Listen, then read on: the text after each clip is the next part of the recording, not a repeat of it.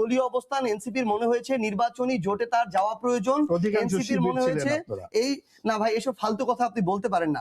এই ধরনের ট্যাগিং রাজনীতি করে আওয়ামী লীগ অনেককে হত্যাযজ্ঞ গড়ে তুলছে। আপনি একটু আগে বলতেছেন যে আমরা ছাত্রলীগের তলে ছিলাম, হেলমেট ছিলাম, এখন আবার বলতেছেন না ভাই, আমি বলি এখন আবার বলতেছেন অধিকাংশ শিবির ছিলেন। তাহলে অধিকাংশ যদি শিবির আন্দোলন করে, এই আন্দোলনের ক্রেডিট আপনি তাকে দেন। আবার আপনি আমাকে এটা বলেন, আমি সার্জিস আলম, ভাই শেষ করে প্লিজ, আমি সার্জিস আলম 2017 সালে যেদিন ঢাকা বিশ্ববিদ্যালয়ে গেছি, ওই ঢাকা বিশ্ববিদ্যালয়কে যখন এইরকম ছাত্রলীগের আওয়ামী লীগের অধীনস্থ একটা ক্যাম্পাস বানায় রাখা হয়েছিল, আমাকে যখন গণরুমে প্রথম দিন গিয়ে উঠতে হইলো, তখন আপনারা কথাই ছিলেন। যখন না কোনোদিনও না, আপনি আমার কথা না শুনে আপনি বলতে পারেন না। আমাকে যখন গণরুমে থাকতে হইলো, গেস্ট রুম না, আমারটা শুনতে হবে, আপনার কথা সময় বলিনি। আমাকে যখন গণরুমে রাখছে, গেস্ট রুমে রাখছে, আমাকে যখন অত্যাচার করলো, নির্যাতন করলো, না শেষ করতে হবে ভাই। আপনি যখন পড়ছেন তখন এটা ছিল কিনা আমি জানি।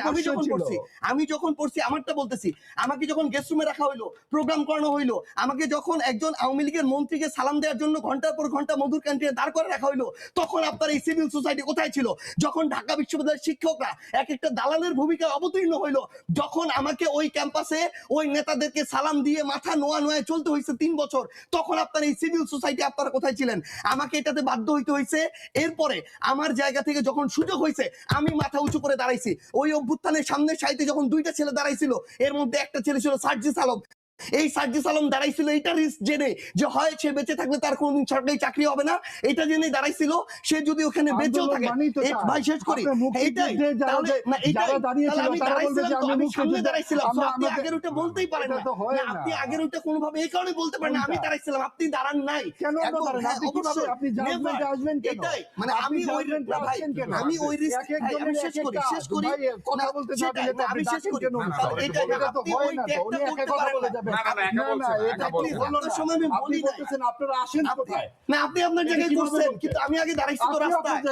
আপনি আপনার জায়গায় করেছেন, কিন্তু আপনি শুধু আমার 14তে বয়স কত যে আমি এটা করব? আপনি কিভাবে কথা বলেন?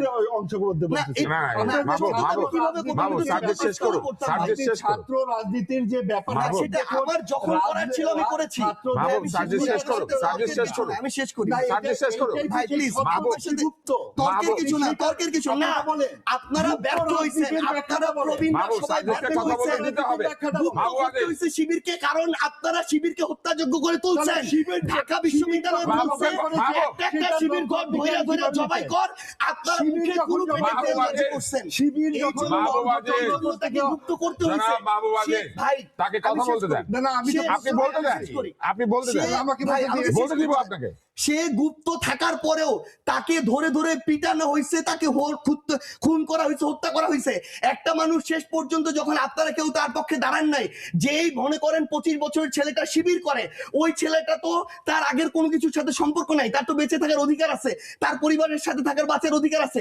তাকেও যখন শুধু একটা আদর্শভিত্তিক রাজনীতি করার কারণে হত্যাযোগ্য করা হয়েছে, সে গুপ্ত হয়ে গেছে। এই গুপ্ত হওয়ার কারণে আপনি যদি তাকে এখন দায় দেন, এই দায় আপনারও নিতে হবে, সে কেন গুপ্ত হইতে হইলো। আর আমার কথা যদি আমি শেষ করি,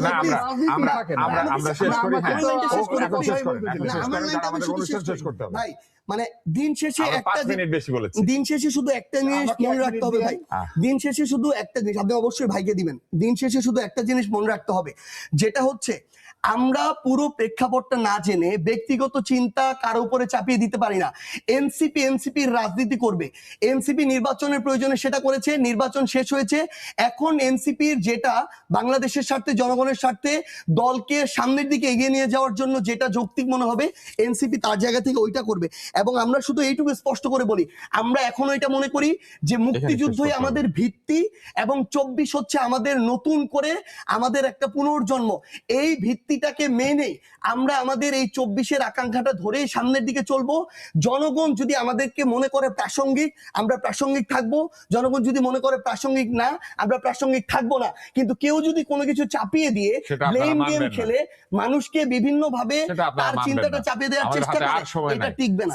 আর সময় নাই, মাওলানা 30 সেকেন্ড পাবেন এক্স্যাক্টলি, তারপর আপনি যে কথা বলেন আমি বন্ধ করে দেব। আপনি দেখেন, আপনি কথাই বলতে দিলেন না, আমি আপনাকে অনেক কথা বলতে দিয়েছি। এইভাবে আদর্শবাদী রাজনীতি তাহলে থাকে না। আদর্শের জন্য মানুষকে অনেক যুদ্ধ করতে হয়, অনেক লড়াই করতে হয়।